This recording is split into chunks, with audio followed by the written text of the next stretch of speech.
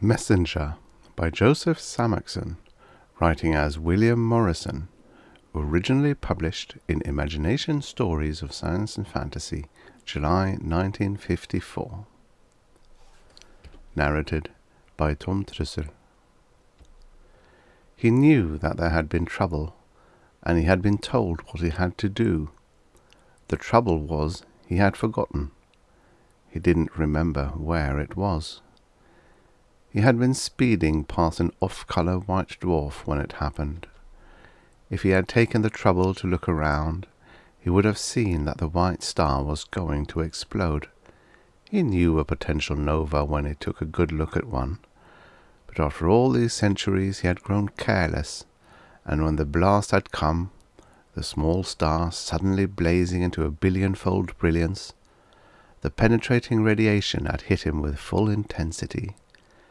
There had been no ship to protect him, no clothing that might serve as a shield. His kind had done away with such things eons before, as they had learned to move through space by using some of the radiant energy that filled it. He had blacked out completely. When he came to again, he was far past the nova, in the dazzling brightness of a rarefied cloud of radiant hydrogen atoms. The nova itself had lost so much of its momentary brilliance that it was now indistinguishable from the myriads of other stars. He himself was speeding on with feverish haste towards a nebular cluster 1,000 light-years away. He slowed down. He had the feeling that the distant cluster was not his proper destination. But what was? What star, what planet was the spot in space he had to find? And what was he supposed to do once he got there? And who had given him the instructions? Where, in the vast immensity of the universe, was the place called home, the place where he could return for the information he had forgotten?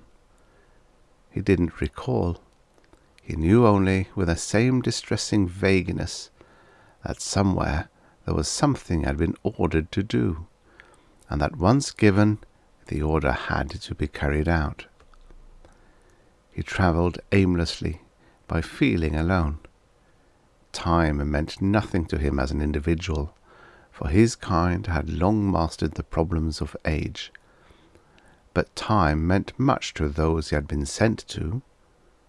To do what? Was it to help? They must be waiting for him now.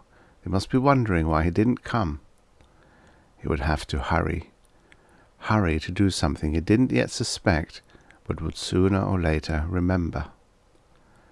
After a few centuries, he began, in his anxiety, to talk to himself, as is the way of individuals too long alone. That star cluster there could be it, he said to himself hopefully, and veered toward the right. Doesn't look familiar, though, he muttered. Maybe if I could get closer. He came close enough to see the thousands of stars as individuals, to pick out the satellites circling the bright disks of light, to study the pale planets themselves and their tiny sub-satellites. As he turned his attention from one to another, disappointment slowly filled him. No, this was not the place. There was nothing in the configuration of the stars, nothing in the size or position of the planets that sounded a familiar chord in his consciousness. He would have to go further, or turn back. He left the place behind him. The next time the same thing happened, he didn't have quite so much hope, and his disappointment was less keen. But it was disappointment none the less. Time was passing, and they must be waiting for him impatiently. After a while the hope and the disappointment both died away almost completely. The former shrank to a tiny spark that grew dimmer and dimmer as the centuries passed. He wondered if it would ever wink out entirely. It was characteristic of him that the anxiety that caused was only for those who were waiting, expecting him hourly, and wondering why he didn't come. He had no sense of fear for himself, no feeling of despairing loneliness that might be expected to arise from being so long isolated in space. It was only that he would have liked someone to talk to, besides himself. On a fair number of planets he found animal-like creatures in different stages of development, and on a few he discovered life that was intelligent. It was with these that he had a renewed feeling of anticipation, the spark of hope glowing momentarily before it faded again. "It's intelligent life I've got to find," he told himself. "But where?" His astronomical memory, insofar as it covered the post-nova period, was perfect, and he paid more attention to the details of star and planet configuration than he had ever done before. Gradually a star map formed in his mind, a map that covered enormous distances of space. Those places he had investigated and eliminated from consideration were slowly crossed off. It was a large needle he had to find, and his own powers were considerable, but the haystack he had to search was infinite. There was no telling how many more centuries would pass before he found it. And then another thought struck him. They'd know back home that something had gone wrong. Would they send someone else to do the job in his place? He rather doubted it. He had a vague feeling that there weren't many with his own peculiar talents. What had to be done by him, or left undone altogether. More time passed, and one day, when the space charted on his brain's map had grown to vast dimensions, and the spark of hope had become so tiny that he was not quite sure any longer that it was there at all, he noted from a distance a galaxy that seemed familiar. "That's it!" he cried. "That's it!" The spark flared, and as he sped toward the galaxy it became a flame. It was a lens-shaped assemblage of stars, with two small spiral arms composed of a few million stars each, and it was seemingly not too different from millions of other galaxies he had passed in the course of all those centuries. But to him, seeking so desperately, this galaxy was unique. It was the right one. He coursed through it from spiral arm to spiral arm, and now there could be no doubt. The star he wanted was small and yellowish, far from the center of the lens. It had a rather elaborate planetary system, which he recognized at once. This was it. The third planet, the one with a single sub-satellite, was the one he had been sent to find. To find and perhaps to help. But how? The finding of the planet had solved one problem. So far it had given him not a hint toward the solution of the second, the reason why he had been sent here. There was life on this ball of mud and water, a great deal of life, both vegetable and animal, and some of the latter could, without too great a distortion of the truth, be called intelligent. It had raised cities, tunneled into mountains, changed the appearance of sections of the planet itself. It was to this intelligent life that he had been sent. A dim memory of the need for caution kept him from letting himself be seen. "I'd only frightened them," he thought. "I'll have to investigate thoroughly before I reveal myself, and maybe the investigation will remind me of what I have to do." The first thing was to come down to Earth. Choosing the dark side of the planet, shaded from the central sun by its own bulk, he shrank his body and let himself drop in the gravitational field. From time to time he slowed his fall in order to keep from flaming through the atmosphere and attracting their attention. And at 1,000 feet above the surface he came to a complete stop, hovering over a city, and making up his mind where to land. Something droned toward him through the air, colored lights winking on and off. He darted downward and to one side. Where the city lights faded out, he let himself fall all the way to the ground. He was off a dimly lit highway. Small metal vehicles ran along it, their lights momentarily tearing apart the darkness ahead of them.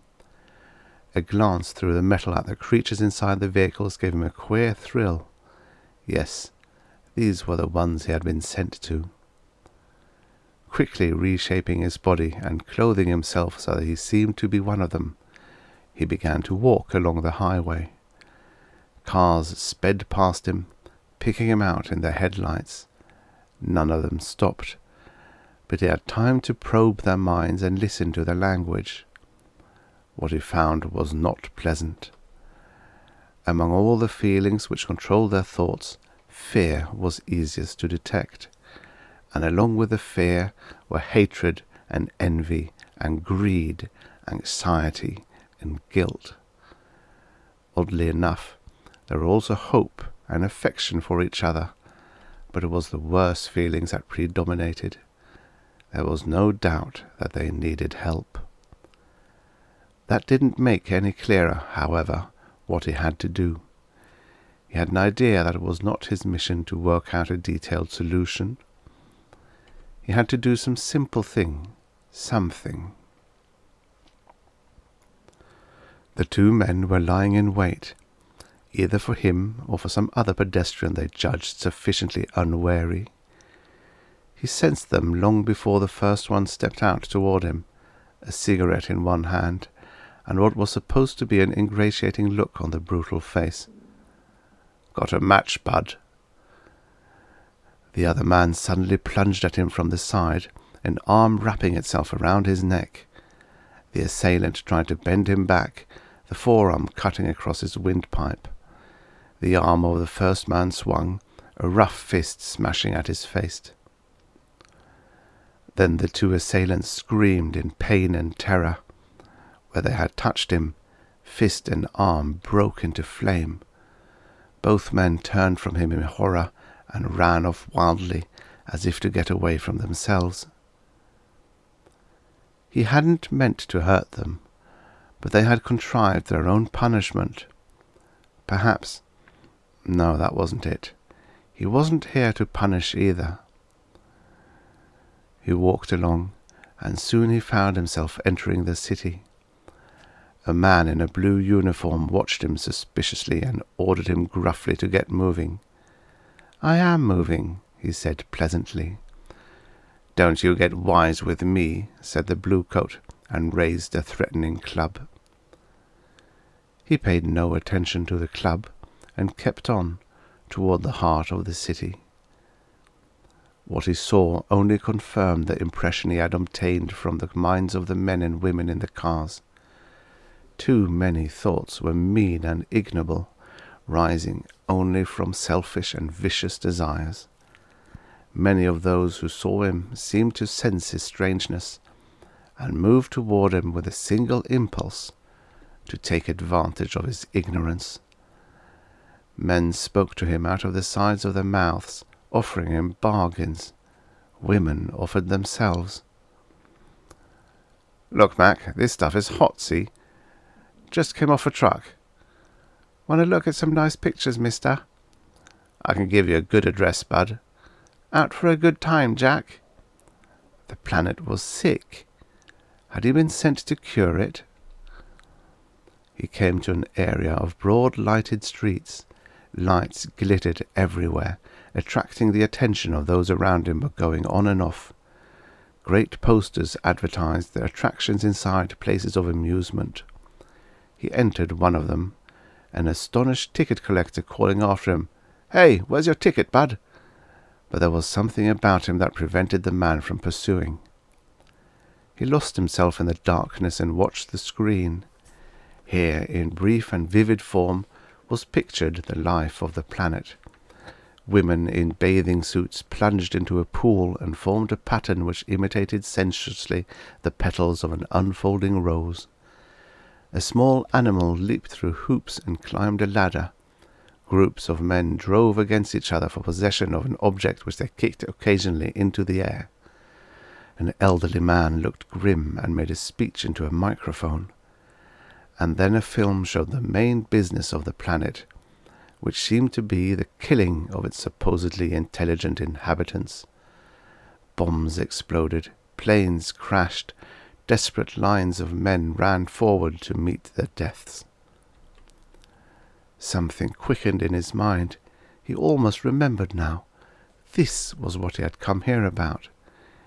His will moved, and the theatre vanished behind him. Now he was on the battlefield itself. The reality was worse than the image, far worse. Here were not only the roars of the great guns, but the curses and screams of the wounded, the gasps of the dying. Here were not only horrible sights and sounds, but the odours of death, the sharp nitrogenous fragrance of explosives, the heavy sulphurous smoke of burning oil, the sickening smell of sweating or decaying flesh. A cloud came into being from the explosion of a mortar shell, and 2 men dropped to the ground. In answer to the mortar, the flaring barrel of a tank gun spoke hoarsely, and half the crew of the mortar fell in turn. But there seemed no end to this deadly dialogue. The next moment there came the burst of a bomb from a low-flying plane, and the tank half turned over on its side, a heap of smoking steel. He knew at last why he had been sent here. He knew now what he had to do. He ripped the flaring-mouthed gun from the tank. His hands twisted the thick metal into a shape it had never known before, bent it into a strange curve, fashioned it so that it would emit overtones to chill the souls of those who heard it. His brain charged the instrument with the energy of his own mind, energy that would send his voice to the far corners of this diseased planet, and leave not a single individual deaf to its dreaded tones. Putting the improvised horn to his lips, Gabriel blew the call for which the planet had so long been waiting.